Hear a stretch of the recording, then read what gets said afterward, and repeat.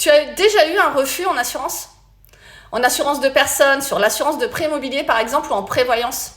On t'a refusé ton dossier. Tu as demandé, tu as des projets, peut-être que tu veux monter ta société, donc il te faut une prévoyance. Ça, ceux qui ne l'ont pas et qui ont une société, appelle-moi, d'accord? Mais tu veux aussi acheter une maison, un appartement, des garages, du locatif, peu importe. Et là, sur les assurances, dans la majorité des cas, il y a un questionnaire. Si tu réponds oui sur un questionnaire de santé, oui, j'ai été en arrêt de plus de 21 jours sur les 5 dernières années. Oui, je suis un traitement médical. Oui, j'ai été accidenté. Oui, je suis des choses, etc. L'assureur, là, il dit quoi? L'assureur, il va dire non. Il va dire, oups, refus total. Ça, c'est possible et ça arrive malheureusement très régulièrement. Ou juste décès, on va pas prendre trop de risques. Donc tout le reste, l'arrêt maladie, l'invalidité, on va pas le mettre parce que on sait jamais, tu vois. S'il faut tout de suite indemniser le prêt immobilier, voilà. Donc, à partir du moment où tu en es là, sache que moi aussi, ça m'est arrivé. Ça m'est arrivé parce que j'ai été accidentée. J'ai eu un accident de la route qui m'a coûté beaucoup, évidemment, physiquement, en termes de temps aussi, pour tout réapprendre. Par contre, moi, j'ai un combat aujourd'hui. Et ce combat, il est de trouver des assurances pour les gens comme moi. Ça fait 23 ans que ça dure. Et on trouve des solutions. On trouve des solutions pour les gens qui ont eu des arrêts, qui sont peut-être même pris en 100% pour certaines choses, le diabète, l'asthme, etc. Eh bien, c'est pas pour ça qu'on va avoir un refus. Oui, tu auras peut-être un refus de l'assurance de la banque. Et alors? Ça n'a aucune importance.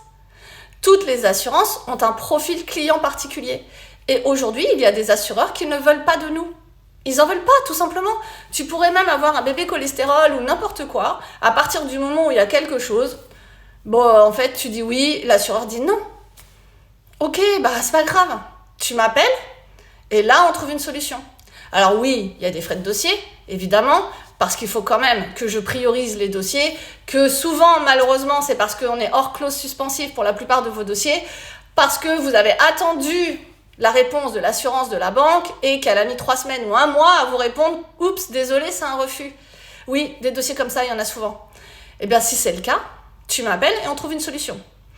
Ou pour ceux d'entre vous qui n'ont pas encore totalement eu de réponse de l'assurance de la banque, appelle-moi.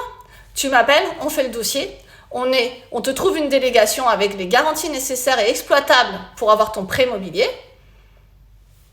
Et comme ça, même si dans 15 jours, 3 semaines, tu as un refus de la banque, de l'assurance, tu pourras quand même avoir ton prêt, puisque tu auras déjà trouvé une attestation. Donc vraiment, les assureurs aujourd'hui sont tous différents. Et il y en a qui nous accompagnent mieux que d'autres. Ça dépend de plein de choses. Et ça, c'est mon travail de t'accompagner sur ça. Donc oui, un refus, c'est possible. Oui, on l'a déjà tous subi à partir du moment où on a quelque chose. Mais il y a des solutions. On ne laisse pas perdre de temps comme ça. Parce que plus vous allez attendre, plus ça va être stressant pour tout le monde. Et en plus, il ne faut pas oublier qu'il y a le vendeur derrière. Le vendeur, lui, il compte vraiment sur toi peut-être pour acheter le bien, parce que lui, derrière, s'est réengagé ailleurs. Donc vraiment, ça impacte beaucoup de monde, les notaires, les agents immobiliers, les banquiers, les courtiers en prêt immobilier, les assureurs, les vendeurs, les acheteurs. Au minimum, ça c'est la chaîne d'un achat immobilier. Si j'ai oublié quelque chose, n'hésitez pas à me le dire. Mais concrètement, avant que tout faire capoter ou de se dire que c'est impossible d'avoir un prêt, adressez-vous aux bonnes personnes. Normalement, dans tous les réseaux, sur la vidéo là qui va tourner, vous avez toujours mon site internet, il y a une fiche contact, vous remplissez, on vous rappelle. Sur les vidéos, très souvent, il y a le téléphone, l'adresse mail, le site, toujours pareil. Donc surtout, n'attendez pas d'avoir un refus ou plusieurs refus, parce que ça aussi je le vois trop souvent. Vous bloquez des dossiers là où on peut avoir des accords ou un autre courtier qui ne sait pas vous accompagner n'aura pas réussi. Donc vraiment, ne bloquez pas votre dossier. Appelez-nous d'abord, on fait le dossier ensemble, on trouve la solution et tout le monde est content.